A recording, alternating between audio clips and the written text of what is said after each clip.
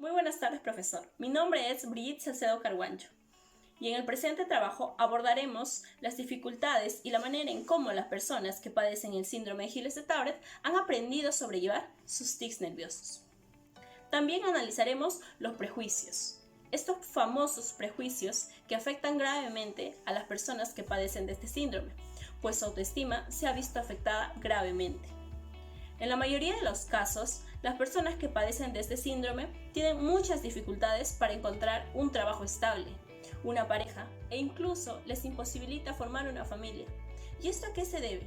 A que la sociedad no los respeta, no los tolera o simplemente no los considera personas. El síndrome de Gilles de Tauret es considerado un trastorno en donde las personas que lo padecen emiten constantemente sonidos o movimientos involuntarios y constantes, y para aquellas personas que lo padecen se ha convertido en un verdadero tormento. En el presente trabajo analizaremos una controversia en donde diferentes autores nos mostrarán sus puntos de vista acerca de este tema. Además, encontraremos relaciones acerca del video o documental basado en el síndrome de Gilles de Tauret con los temas basados del curso de lenguaje y comunicación. Methods of expression of my feelings being tender and irrelevant, elegant, my eloquence, my accidental malice in unusual locations and my splendour, my fearless aspirations and my features are in keeping with humanity on well-trod paths and do the maths and seeking out distractions from biology. Durante todo el documental hablaremos acerca de aquellas personas que padecen el síndrome de Gilles de Tauret, pues básicamente serán las mismas personas las que nos cuenten cómo es su día a día, cómo es que han sabido superar esta falencia, este síndrome, y cómo es que han conseguido muchas cosas por más de que las personas no quieran reconocer lo buenos que son en lo que más les gusta. El primer caso es de Brad, un profesor con excelente currículum. Durante la etapa universitaria obtuvo muy buenas calificaciones, menciones honoríficas, pero una vez que se acabó esa etapa universitaria, la pasó muy mal, pues tuvo muchas entrevistas de las que ninguna fue contratado, pues los directores no querían contratarlo porque pensaban que no tendría el más mínimo respeto por los niños, por sus alumnos, y que los padres estarían constantemente quejándose. Para esto, Brad tenía un concepto muy malo de los directores, pues pensaba que si eran capaces de discriminar a un profesor, ¿qué no harían con los niños? Y en parte esto lo frustraba demasiado, pues muchas veces se puso a llorar y quiso acabar de una vez con todo esto, pero sin embargo, siempre tuvo en cuenta que tenía dos opciones. La primera, dejarse caer y que las personas tuvieran razón al decir que era un fracasado y que jamás tendría un trabajo estable. La segunda, no rendirse y demostrar a las personas de su potencial y de todo lo bueno que puede ser como profesor, pues un sueño especial dentro de él que tenía es que quería ser el profesor que jamás había tenido. Quería ser el profesor en el que los niños pudieran confiar, en el que pudieran dialogarle, contarle sus anécdotas o simplemente ser un buen profesor y enseñar clases magníficas. Sin duda alguna, para Andrew, las cosas no estuvieron nada fáciles, pues en una oportunidad fue agredido brutalmente por un ciudadano que pensó que lo estaba insultando. Pero en ese momento Andrew sintió una gran impotencia de no poder decirle que sus actos y sus movimientos eran voluntarios. En ese momento se dio cuenta que quería estudiar horticultura, pues su pasión era estudiar o trabajar en el aire libre, y además de que no tendría que lidiar con la discriminación constante de las personas. Sin embargo, las cosas en ese momento tampoco estuvieron nada fáciles por ese sentido, ya que tenía muy en claro que quería trabajar y no depender de nadie, pero la situación misma no lo ayudaba. Los diversos trabajos a los que postuló y los trabajos pesados que hizo no duraban mucho.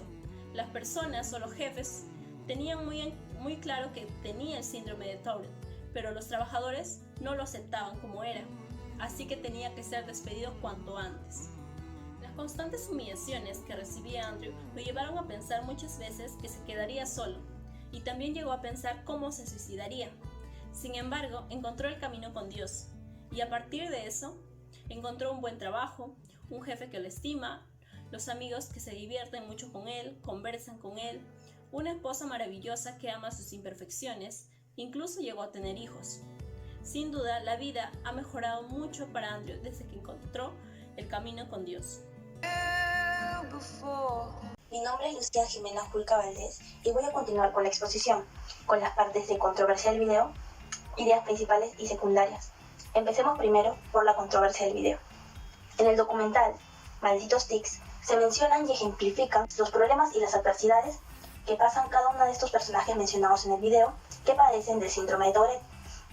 Además, en estos casos se presupone de que estas personas con el síndrome de Tourette no son capaces de vivir una vida normal o, como se menciona, laborar normalmente como cualquier persona tiene el derecho y la necesidad de hacerlo. También, a cuenta de esto, se generan afirmaciones y opiniones acerca de lo que conlleva tener este síndrome ya mencionado. Y de acuerdo a esto, podemos decir que se genera una cierta controversia, ya que existen personas que se encuentran a favor de que las personas con el síndrome de Tourette no puedan mostrar sus capacidades y habilidades en el trabajo, podría ser tanto laboral, académica como socialmente, y otra parte que se encuentra en contra de esta ideología, mencionando de que estas personas con el síndrome de Tourette sí pueden mostrar sus capacidades y habilidades como cualquier otra persona.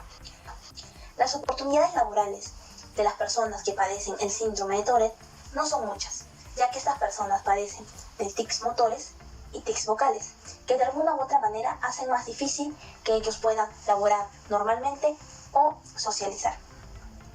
Pero, según Alabau y Cabrera, las personas con este síndrome, cuando se comprometen con su trabajo, son excelentes trabajadores, porque son creativos, detallistas, muy activos y apasionados con lo que hacen.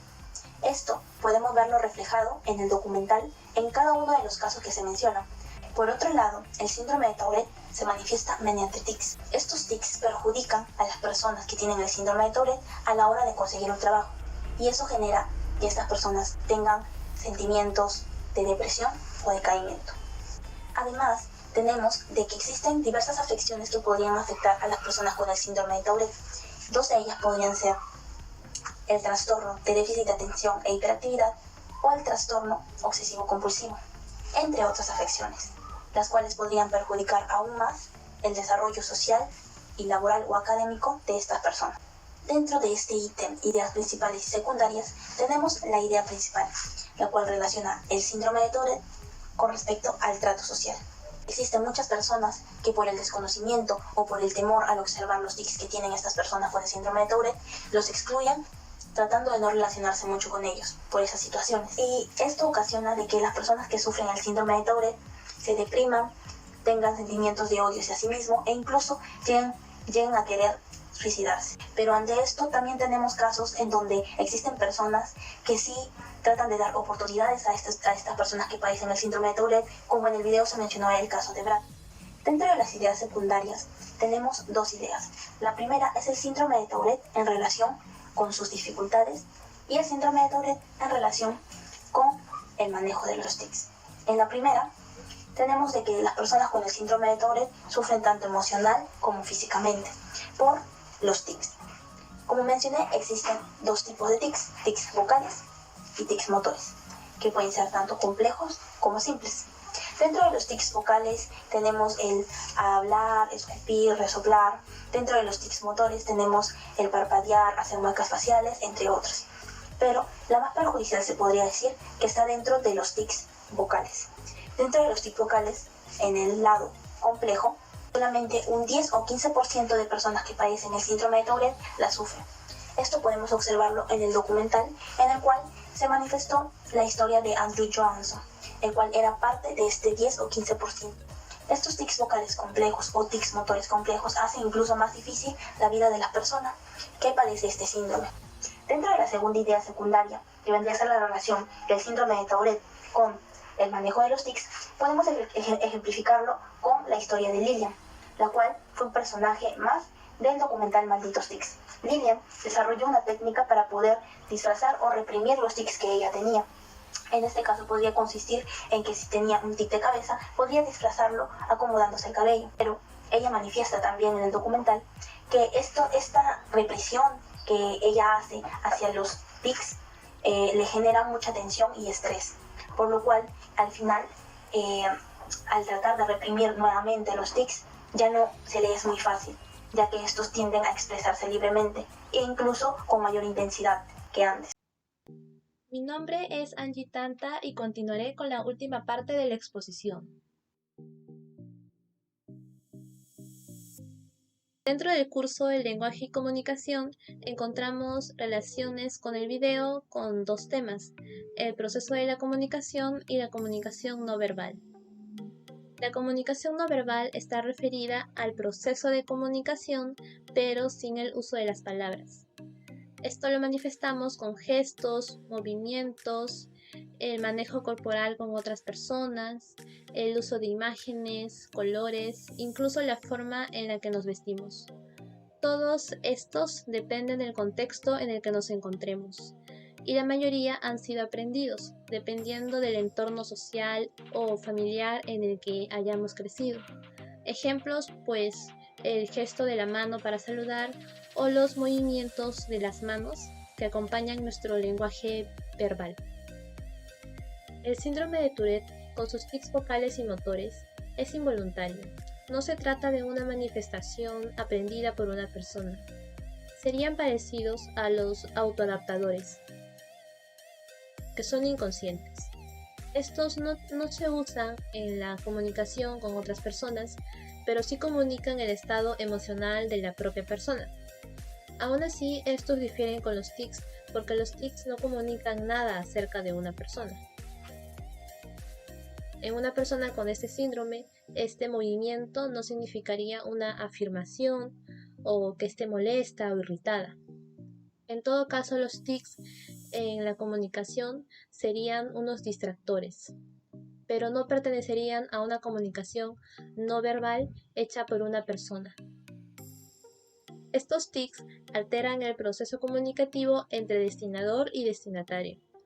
El destinador, que es la persona con Tourette, al iniciar su comunicación verbal, uno de sus tics lo interrumpe, y ya que estos tics no tienen una relación con el mensaje que está enviando, entonces puede ocurrir una decodificación e interpretación incorrecta del mensaje. Además, si la persona con Tourette dice obscenidades, obviamente sin intención, la otra persona puede ofenderse y generarse malentendidos.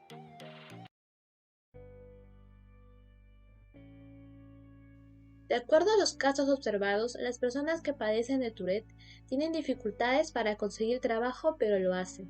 Tienen problemas para socializar, pero lo consiguen. Entonces queda demostrado que pueden trabajar, que pueden llevar vidas normales. Así que los empresarios deben dejar de lado esa condición y darles una oportunidad para que puedan desarrollar sus habilidades. Con respecto a los niños, ellos en un futuro van a poder conseguir trabajo. Y aunque se sientan rechazados por ser distintos, deben responder con hechos que pueden conseguir sus objetivos. Como lo dice el profesor Brandt en el video, el síndrome me ha hecho ser quien soy. Entonces, las personas que tienen Tourette ya están acostumbradas.